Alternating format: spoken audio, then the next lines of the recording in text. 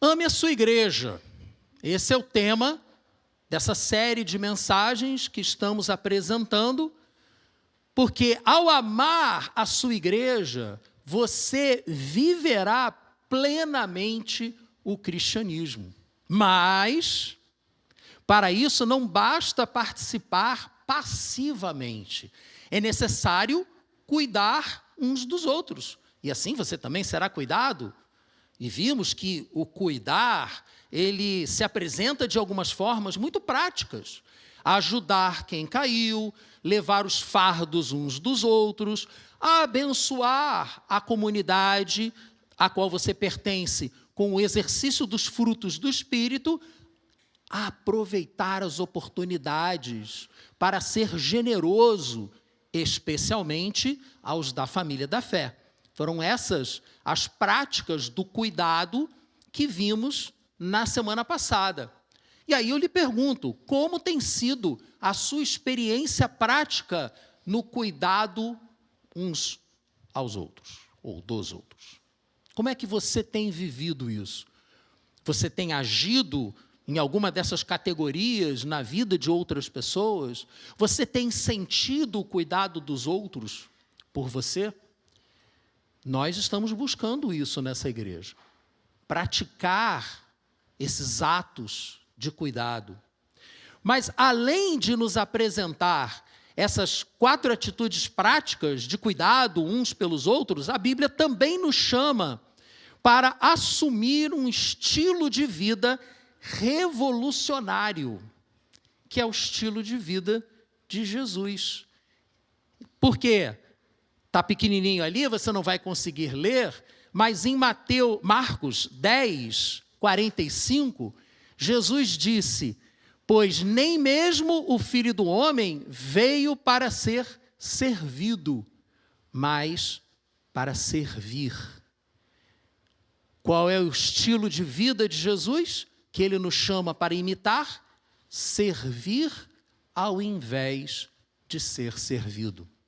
Então, já que está pequenininho e não dá para você ler, a passagem de Marcos, da onde nós tiramos esse versículo, ela vai do versículo 35 ao versículo 45.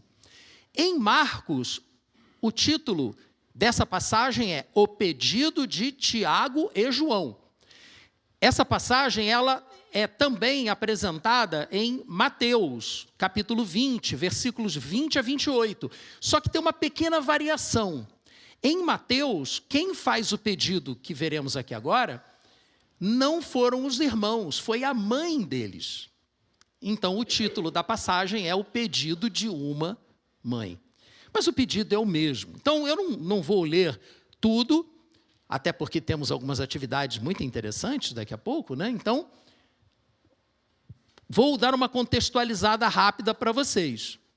Qual é a situação? Os irmãos, Tiago e João, caminhando ali, os discípulos chegaram para Jesus, meio que puxaram Jesus para um canto e pediram a ele que lhes concedesse um pedido. E Jesus disse: tá bom, qual é o pedido que vocês querem que eu lhes conceda? E o pedido foi que Jesus lhes desse os 2 lugares de maior preeminência no seu reino, um à direita e outro à esquerda do trono que Jesus iria se sentar. Eles só pediram para ser o número 1 e o número 2 depois de Jesus. Pouca coisa, né? Se foi a mãe deles que pediu ou se foram eles que pediram, o fato é que em ambas as passagens, os discípulos, os demais discípulos, quando souberam disso, não gostaram nada, pelo contrário, ficaram revoltados. O texto bíblico diz que eles ficaram indignados ao ficarem sabendo que os 2 estavam tentando puxar a brasa para debaixo da sardinha deles. Então, versículo 42, Jesus chamou seus discípulos e disse: vocês sabem que aqueles que são considerados governantes das nações as dominam e as pessoas importantes exercem autoridade sobre elas. Não será assim entre vocês. Ao contrário, quem quiser tornar-se importante entre vocês, deverá ser servo. E quem quiser ser o primeiro, deverá ser servo de todos. Totalmente contrassensual. E aí ele conclui com esse versículo 45, que eu já li uma parte aqui para vocês.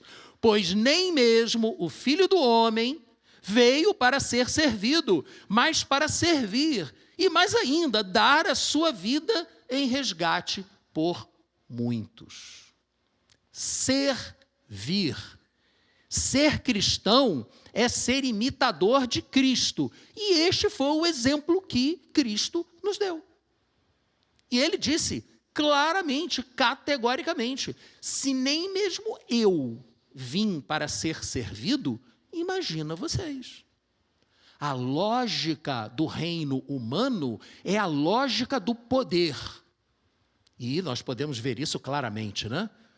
A pessoa ganha um tiquinho de poder e já fica enlouquecida. Enlouquecida. E sai traindo as pessoas, e mente, e faz. E o fato de ser evangélico, infelizmente, não muda muito isso, não. Eu fico triste em dizer isso. Mas é da natureza humana. Ora, os 2 discípulos de Jesus, ou a mãe deles, não importa quem, o fato é que queriam poder, queriam autoridade sobre os outros, queriam influência, porque isso é da nossa natureza. Esse é um fruto da queda.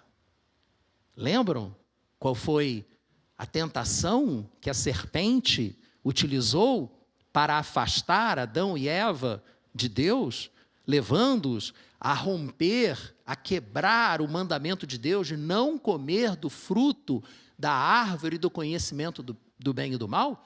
Se vocês comerem deste fruto, seus olhos se abrirão e vocês serão como Deus.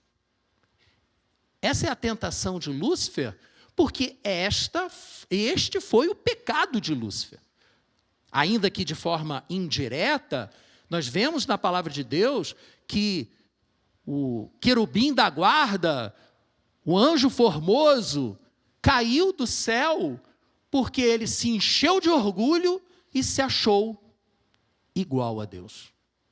E é exatamente essa predisposição que nasce conosco. Queremos ter poder. E aí chega Jesus e diz, no meu reino não é assim. No meu reino, quem quer ser o primeiro, serve a todos os demais. Servir é a grande experiência do ser cristão. É a expressão máxima do ser cristão. É servir. E ao invés de ser servido. O problema é que não é fácil, né? Seria muito legal se fosse fácil servir. Mas olha, se eu acabei de dizer que estamos lutando contra a nossa própria natureza, que deseja ser servida, nós precisamos de motivação sobrenatural, já que naturalmente não é isso que a gente quer fazer, precisamos de motivação sobrenatural para podermos caminhar conforme Jesus nos ensinou a caminhar, conforme Ele mesmo caminhou. Porque Ele liderava pelo exemplo, Ele liderava lá na frente. Ele não dizia vá, Ele dizia venha. Como hoje, em tudo quanto é curso de gestão se ensina, o verdadeiro líder lidera pelo exemplo, o verdadeiro líder lidera lá na frente. Onde que eles aprenderam isso? Não foi lendo as histórias de Alexandre, o Grande, né? A Odisseia. Não foi, né? Muito menos o filme. Deixa para lá. Não vou entrar nesse... Esse filme realmente tira a atenção da gente. Mas eu pergunto para vocês, como é que você se sente em relação a essa característica que talvez seja a mais definidora da nossa natureza como cristãos? Como é que você se sente em relação à ideia de servir ao invés de ser servido? Você se sente motivado a servir? Nem sempre, né?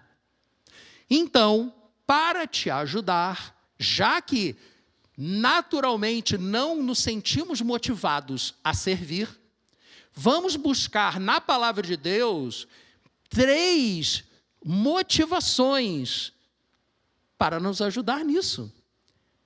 3 motivos bíblicos que podem mudar essa tendência natural que nós temos e nos colocar no caminho da santificação, ou seja, no caminho da busca pela semelhança com Jesus.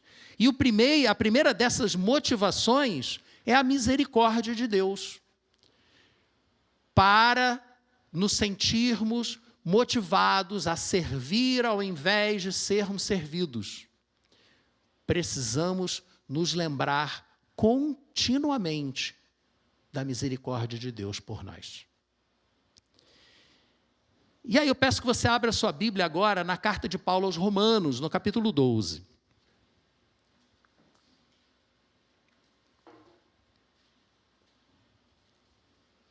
Eu vou ler alguns versículos, poucos, mas voltarei a essa leitura. Então, depois não feche a sua Bíblia, mantenha marcada nesse ponto.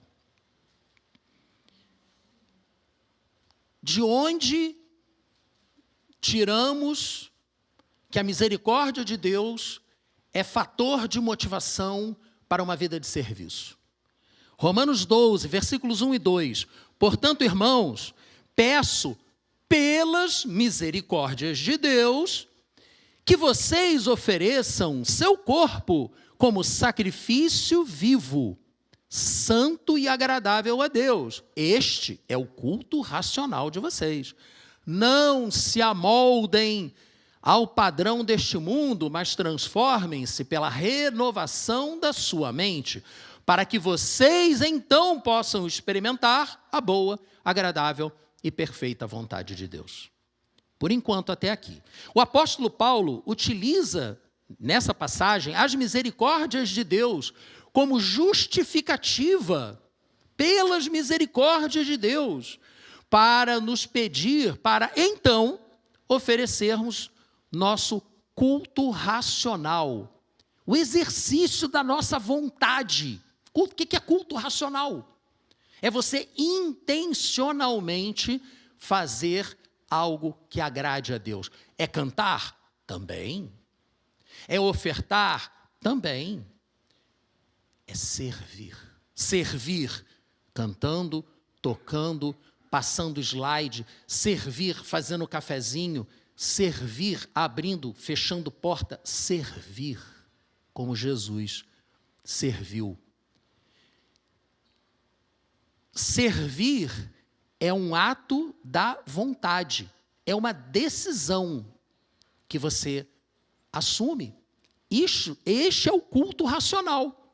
E ao racionalmente você decidir, você se coloca como um sacrifício vivo. É o que o texto nos diz, apresentando-se como sacrifício vivo. Porque é um sacrifício. É lógico, se você serve ao invés de ser servido, você está dando ao invés de receber. Mas a palavra de Deus nos ensina que há mais prazer vindo de Deus, não vindo dos homens, da natureza humana, mas vindo de Deus, há mais prazer em servir do que em ser servido. Porque é sobrenatural, não vem de nós. É um privilégio servir. Mas, volto a dizer, isso é contrassensual, porque a nossa sociedade diz para a gente que a gente existe para ser servido. Daí os casamentos terem muita dificuldade em sobreviver nos dias atuais, porque a pessoa entra no casamento esperando que o outro o faça ou a faça feliz. Não, eu estou aqui para ser feliz. Sim, e o outro? O outro está aqui para me fazer feliz. Aí não vai funcionar, né, gente? Não tem como funcionar. Porque o outro provavelmente está pensando exatamente a mesma coisa. E aí, não fecha. A conta não fecha. Meus irmãos, Paulo está sendo muito econômico nas palavras. E ele está nos dizendo que a base para essa mudança de atitude dessa entrega da nossa vida como um sacrifício vivo, intencional, voluntário a Deus, cultualmente, mas mentalmente também falando, é a misericórdia de Deus. Mas da onde que veio essa conclusão dele? Veio dos capítulos 9 a 11 da carta dele aos Romanos. A grande questão da gente pegar um texto ou um trecho da Bíblia e lê-lo é porque a gente está concluindo um argumento que a gente não leu. Por que ele chega e diz, então por quê? Porque ele falou um monte de coisa nos capítulos 9 a 11, que você depois em casa pode ler com calma. Eu só vou ler para você 2 versículos, um do capítulo 9, um do capítulo 10, que mostram essa misericórdia de Deus, que nós precisamos nos lembrar dela para nos sentirmos motivados a servir. Romanos 9,16, portanto, isto, ele está falando da salvação, não depende do desejo, nem do esforço humano, mas da misericórdia de Deus.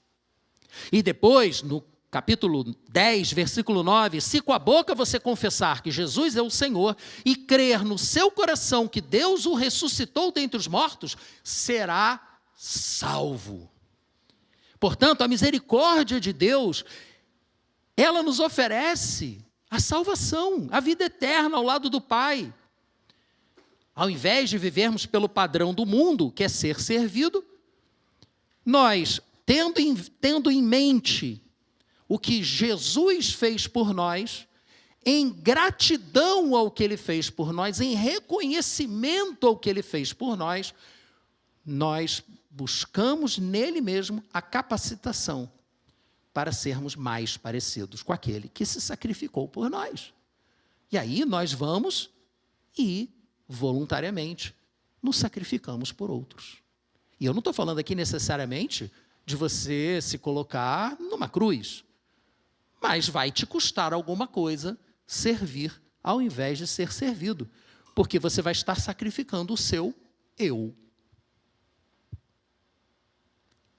E aí eu lhe pergunto, como é que você reage à conscientização da misericórdia que Deus agiu em sua vida? Como é que você reage à consciência de que Deus enviou o seu próprio Filho para morrer por você? Você não sente vontade de retribuir de alguma forma? De reconhecer isso de alguma forma prática? Deveria sentir. Com a ajuda de Deus, sentirá. Mas, se essa motivação, a misericórdia de Deus, não foi suficiente, vamos à segunda. A segunda é a própria presença de Deus em você. A presença do Espírito Santo em sua vida. E aí, voltando a Romanos 12, o versículo 3 diz assim, por isso, pelo que ele acabou de falar, né, no 1 e no 2, pela graça que me foi dada, digo a todos vocês, não pensem de vocês mesmos além do que devem pensar, mas pensem moderadamente, segundo a medida da fé que Deus deu a cada um. Não pensem de vocês mais do que devem pensar. Não se coloquem numa posição de relevo que não foi Deus que te colocou. Em uma outra passagem, aí Jesus diz, quando você é convidado para uma festa, não vá sentar nos melhores lugares, para que não aconteça com você de chegar alguém mais importante do que você e forem lá pedir para você sair do lugar e ceder o lugar para alguém que é mais importante do que você. Pelo contrário, vá sentar nos últimos lugares, porque aí você pode ser chamado a sair do último lugar e vir para um lugar de maior relevo, em reconhecimento que você está numa situação um pouco melhor. Palavras de Jesus. Então, não acha que você está muito bem. poxa, eu sou filho de Deus, Jesus morreu por mim, estou com tudo, né? E, às vezes isso é meio que incentivado em alguns púlpitos. Não, calma, moderação. Paulo diz para a gente pensar nessa misericórdia de Deus, nesse amor de Deus, na graça de Deus de forma moderada. E aí, por sermos humildes diante disso tudo que nos é apresentado, o Espírito Santo, ele vem e nos capacita a servir. E depois dessa chamada de atenção, ele apresenta a metáfora do corpo. Como se apresentar como um sacrifício vivo. Vejam que é uma continuidade de um pensamento, tá? Não vamos nos esquecer do que acabamos de ler nos versículos 1 e 2 de Romanos 12. Ele vem com a metáfora do corpo. Romanos 12, de 4 a 8. Como cada um de nós tem um corpo com muitos membros, e esses membros não têm todos a mesma função, assim, em Cristo, nós, que somos muitos, formamos um só corpo. E cada membro está ligado a todos os outros. Temos diferentes dons, de acordo com a graça que nos foi dada. Se alguém tem o dom de profetizar, use-o de acordo com a sua fé. Se o dom é servir, sirva. Se o dom é ensinar, ensine. Se é encorajar, que assim o faça. Se é contribuir, que contribua generosamente. Se é exercer liderança, que a exerça com dedicação. Se é mostrar misericórdia, que o faça com alegria. E assim, na diversidade do exercício dos dons do Espírito Santo, em cada um de nós, diferentes membros do mesmo corpo, encontramos uma unidade que é eficaz. Como um corpo é eficaz, porque você tem membros diferentes, cada membro realizando uma tarefa diferente. Porque se um dos seus membros se recusa a realizar a tarefa para a qual ele foi criado, você vai sofrer. Imagine se um dia você acorda de manhã, sua mão ficou chateada com você e se recusa a trabalhar. E aí você acorda e e tem que ser, lógico, a mão que você utiliza para escrever, né? Aí a sua mão direita, quem é que já não acordou aí com o braço dormente? Daquele dormente que você belisca e não sente nada. Não é complicado? Você não se sente até angustiado com isso? Você sabe que o sangue vai voltar a circular e você vai recuperar o movimento daquele braço. Ou pelo menos você torce para que isso aconteça, né? E imagina você ficar o dia inteiro com o braço dormente. Não é complicado um negócio desse? Mas, infelizmente, é como as igrejas vivem. Com vários dos seus membros dormentes. Como se o sangue não estivesse fluindo por eles. E o sangue, nós sabemos, é o Espírito Santo de Deus. E aí, sem o fluir do sangue, sem o fluir da seiva, numa outra metáfora que Jesus utilizou, lá em João capítulo 15, ele disse que ele é a videira e nós somos os ramos. E os ramos só são vivos se estiverem conectados na videira. Aí a seiva da videira, que é o Espírito Santo, que é o sangue que flui pelos nossos corpos. A Bíblia é cheia de metáforas, mas elas todas apontam para o mesmo lugar. Sozinhos, não conseguimos fazer nada. Unidos, talvez continuemos não fazendo nada.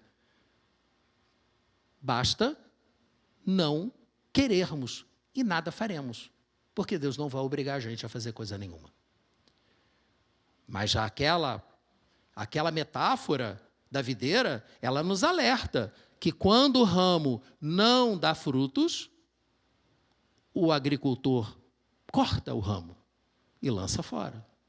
E se ele está dando fruto, então o ramo é trabalhado, ele é podado, para poder dar ainda mais fruto. Meus irmãos, essa lista de dons aqui, ela não é conclusiva, ela não apresenta todos, são apenas 7 dons. Se você quiser se aprofundar nessa questão dos dons, Lá na primeira carta de Paulo aos Coríntios, capítulo 12, versículos 7 a 10, tem vários outros dons. Mas a questão que eu estou querendo apresentar aqui para vocês não é uma lista exaustiva de dons. O meu foco não é esse aqui. Nós já fizemos aqui séries falando sobre os dons e buscar os dons. A questão não é essa aqui. A questão é que precisamos entender que a presença do Espírito Santo em nós, o fluir de Deus em nós, é fator de motivação para agirmos como Deus quer que nós hajamos, para sermos mais parecidos com Jesus, ou seja, servirmos ao invés de servir. E aí eu lhe pergunto, especificamente sobre dons, sobre essa segunda fonte de motivação, quais dons espirituais você reconhece que já recebeu? Venha conversar conosco sobre isso, se você tem alguma dúvida, se você quer aprofundar essa questão. Hoje não vai dar, mas eu, pastor Anderson, também nas aulas, o Helder, nós estamos aqui à sua disposição. Vamos conversar, vamos orar, vamos buscar. Porque Paulo disse lá aos Coríntios que nós devemos buscar os melhores dons. Nós devemos buscar, é função nossa buscar. Estão à nossa disposição, mas nós temos uma parte nisso. O que nos interessa nesse momento é que você compreenda que a presença de Deus está em você por meio do Espírito Santo, e isso é fator de motivação para você servir. Busque oportunidades para servir. Nós temos um quadro ali no corredor, enorme, gigante, com várias funções que são desenvolvidas em cada celebração. Está lá, de manhã e de noite. E várias delas ficam vazias, porque não tem voluntário. Ninguém se comprometeu a fazer. Ué, mas a celebração aconteceu. Aconteceu porque a gente chega na última hora e pega alguém a laço para fazer. Falei, vem cá, dá para ajudar aqui? Ah, tá bom. Mas cadê o planejamento? Então a gente fica naquela, vamos conseguir ou não vamos conseguir? Teremos aquela atividade sendo realizada ou não? Não basta você chegar aqui e falar, se precisar de mim pode me chamar. Não é suficiente, desculpe. É ótimo, é bom, mas o bom não pode ser inimigo do ótimo.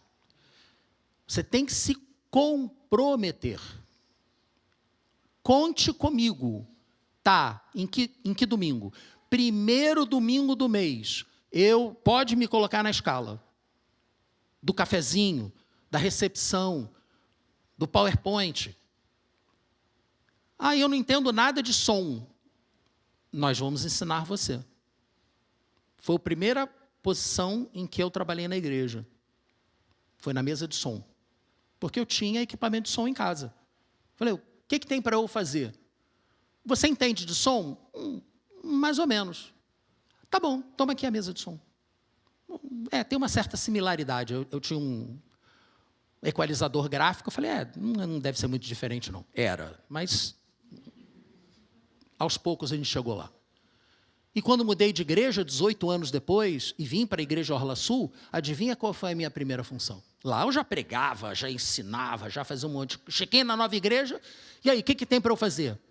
Você entende de som? Falei, caraca, eu acho que eu já ouvi isso antes. Um pouquinho. Tem uma mesa de som aqui. Tá bom, fui para a mesa de som. E sem querer esticar muito o exemplo, mas aconteceu, durante um período de 1 ano e pouco, foi necessário que nós nos afastássemos dessa igreja, eu e minha esposa. E Deus nos levou a uma outra comunidade muito, muito abençoada e abençoadora. E eu perguntei o que tinha para eu fazer. Nem preciso contar o resto, né? E quando a pessoa chegou para mim, apresentou a mesa de som e falou assim, você sabe como usar? Aí eu, honestamente, me deu vontade de chorar.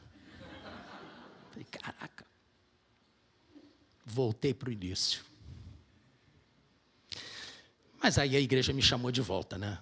Eu não chego nem perto da mesa de som. Mas se for necessário, eu vou. Se for necessário, eu vou. Isso, meus irmãos, é servir. E a terceira motivação, meus irmãos, nós olhamos para trás para ver o que Jesus já fez por nós. Nós olhamos para dentro de nós para ver o que o Espírito Santo está fazendo conosco. Passado, presente, e aí olhamos para o futuro. Para ver o que está prometido por vir. Nós precisamos viver constantemente na expectativa do retorno de Jesus. Ele vai voltar. Amém? Ele vai voltar. Alguns dizem que já está voltando. Eu, sinceramente, acho que sim. Sinceramente, acho que sim. Mas fica a dica.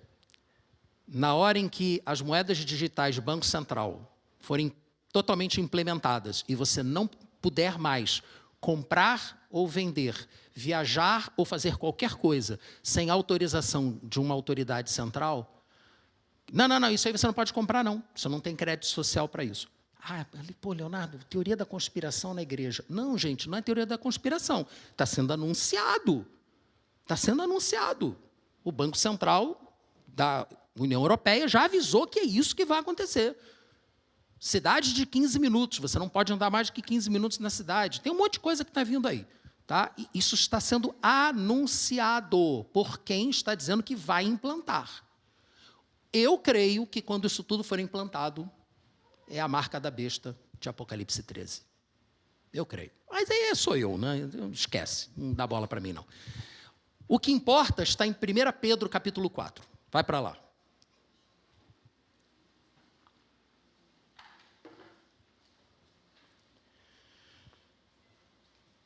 1 Pedro, capítulo 4.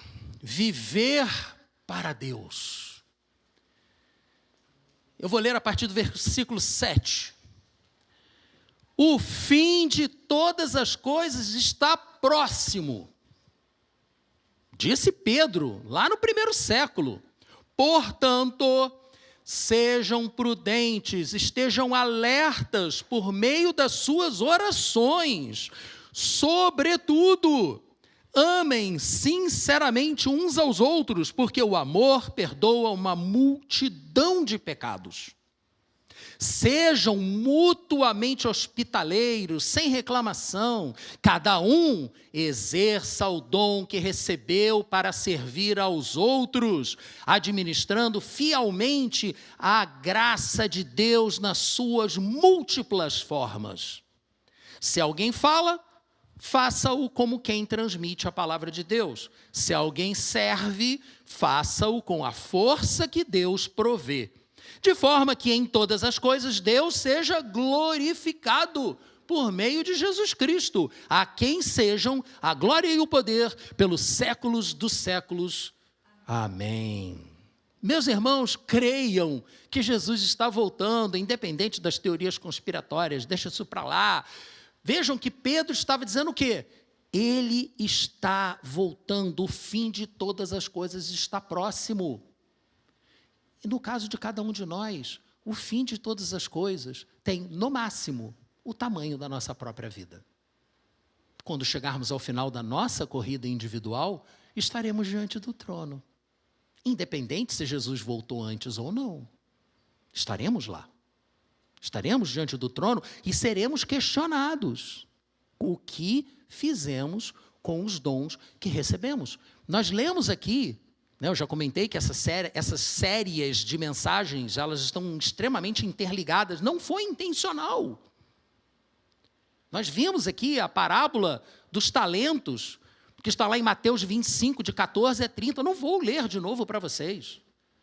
Mas o fato é que Jesus alertou na parte que é chamada de discurso ou sermão escatológico de Jesus. Jesus falando sobre o final dos tempos. Também tem a parábola das virgens, preparadas ou não para a volta do noivo. E tem a parábola dos talentos, que ele diz, haverá uma prestação de contas. O que é que você fez com os talentos que você recebeu? Naquele caso era dinheiro, nesse caso aqui nosso, os dons de Deus. Cada um de nós prestará contas. Jesus está voltando. Pode voltar enquanto ainda estivermos nessa existência, ou poderá voltar quando deixarmos esta e formos para a próxima, cada um no seu tempo. O fato é que estaremos diante do trono. Então, meus irmãos, eu não quero ser chamado de servo mau e negligente. Eu tenho certeza que você também não quer. Eu quero ouvir do Senhor, servo bom e fiel. Fez mais ou menos, mas tentou. É isso. Não enterra o seu dom. E interessante que nessa parábola, Jesus diz, para o servo mau e negligente, devia pelo menos ter colocado o talento na mão do banqueiro. O que significa isso? Significa você não sabe o que fazer com o talento que Deus te deu. Procura os banqueiros. Quem são os banqueiros dos dons espirituais? Os líderes das igrejas, os pastores. Alguns são péssimos banqueiros, mas alguns são bons. Eu tento ser bom, eu peço a ajuda de Deus, para que eu possa ajudar você a fazer o seu dom multiplicar, para a honra e glória do Senhor. Vem conversar com a gente. Parábola dos talentos. E você? Como é que você quer ser identificado pelo Senhor no trono naquele último dia? Quando Ele voltar ou quando você estiver lá diante do trono? Mau e negligente? Bom e fiel. Poxa, eu sei que não se deve tentar motivar as pessoas de forma negativa. Faça isso para você não sofrer. Eu sei disso. Não é um bom tipo de motivação. Mas, meus irmãos, o fato é que está na palavra de Deus. Você olha para o passado e você vê o que Deus fez por você. Olha para Jesus. Por isso que a gente não pode abrir mão da cruz. Porque ela nos lembra o que Jesus fez. E a nossa cruz está vazia porque o que Ele fez não foi apenas morrer por nós. Ele depois ressuscitou. Ele venceu a morte. Ao morrer, Ele venceu o pecado. Ao ressuscitar, Ele venceu a morte. Aí a vitória foi completa. E Ele ascendeu, está à direita do Pai, intercedendo por você agora. A gente olha para o passado e a misericórdia de Deus deve nos motivar. A gente olha para agora, vê que Deus está agindo em nós por meio dos seus dons, e isso deve nos motivar. A gente olha para o futuro, haverá uma prestação de contas, e isso deve nos motivar. Olhe para os três, e o equilíbrio dos três irá motivar você também. Ame a sua igreja.